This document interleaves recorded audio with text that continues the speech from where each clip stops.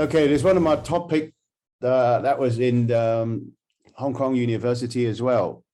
Okay, so quite a big topic. So this is 2015, I think. Yeah, because I was teaching as a visiting professor in the Hong Kong U for 3 years, just near to 4 years. Next picture, please. Okay, yeah.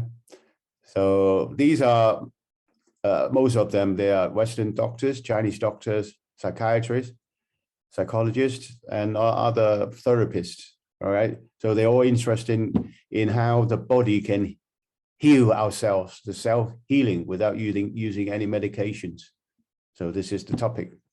That's why we talk about the energy now, okay? How are we going to connect with the outside body energy, which is obviously the cosmic energy. So this is where, you know, the main connection come in. So the outside energy boosts our inside energy, right? So we can, for self-healing and also for health promotions, and then gradually to longevity. So that is the whole objective of this tonight's talk, okay? So we talk about humans, please. But don't forget the, in the ancient Chinese side, we have heaven, earth, and human energies. So I've been talking about the human energy for the past, 2 years now. So tonight I thought I'll try something big, is talk about heaven and earth energy, the cosmic energy. So because the energy itself change all the time, and this is how the Chinese civilizations, our culture, actually based upon the study of changes, the YinYang, so which is the yin and yang principle. So the principle dominate, you know, our culture very, very much from everything, you know, obviously also inclusive of medicine. So that's why I can link it back in. So in a minute later, you'll be surprised what I have found for the last, when I do spend 7 years doing my degree, PhD, 17 years ago. Okay, so take a picture of tonight's the board, the contacts, so you know where we're going. Now, first 15 minutes, right? We're just talking about the main thing. The interesting is, who are we? Where do we come from? Okay, so the second part, I'm talking about obviously linking back, trace back the roots of our civilization in the Chinese side. Like I said, I'm only qualified in the Chinese side, right? So I'll show you all the Chinese pyramids and things like that, okay? So because at the end of the day, all the energy, and because that is how the yin and yang principle come along. And I tracked down, part of my dissertation is track down one of our ancestor who's supposed to be a founder of our civilizations. And interesting that if he, well, obviously we use etymology, archaeology, and also anthropology to track him down. And I got top mark in my dissertation because nobody has done it before. And you know that for the PhD, if I'm a copycat, I'll fail. So I'm quite pleased with that. So I share with everyone tonight. Okay, next picture, please. We start now. Next picture, please. Okay, so we're talking about creation now, yeah? So it's so important because that's where all the energy start, isn't it? They're the cosmic energy, so heaven, earth, and human energy. So now in the ancient, even in the 5,000 years of the first of YinYang, which is the Lian San Yi, although not the full one has been found, but part of it has been founded, you know, with the bamboo strips, that time of scroll.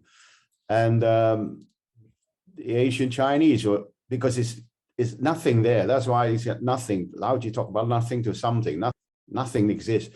So what they do is they just, obviously, you know, from the graphic point of view, they try to communicate. So a bit later, I'll show you how from these lines, the whole ancient Chinese culture, our culture come about through lines, straight lines, circle lines. So it's all lines.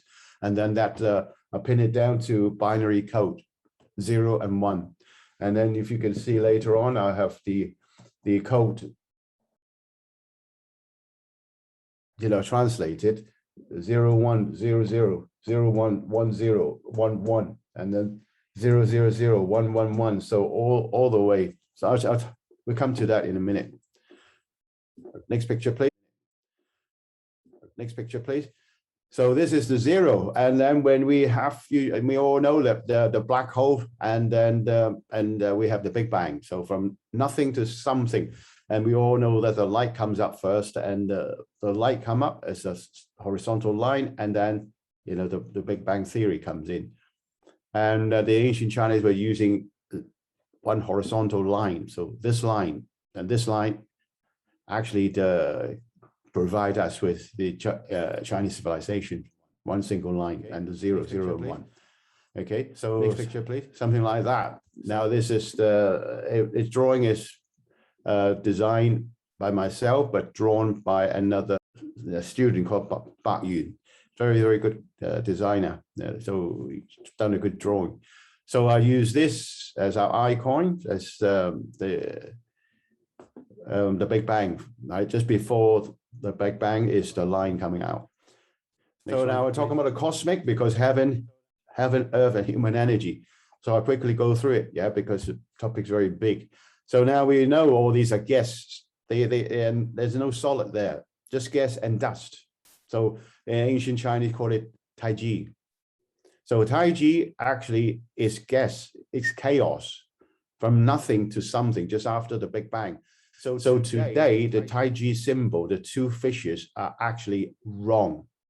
The two symbol of Taiji is wrong, because it actually, you call it two fishes. It's not one, isn't it? Taiji is one. Nothing. Wuji is 0. So 0 to 1, and 1 give birth to 2.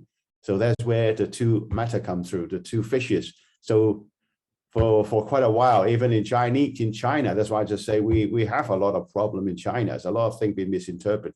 Some people were using the two fishes to represent 1.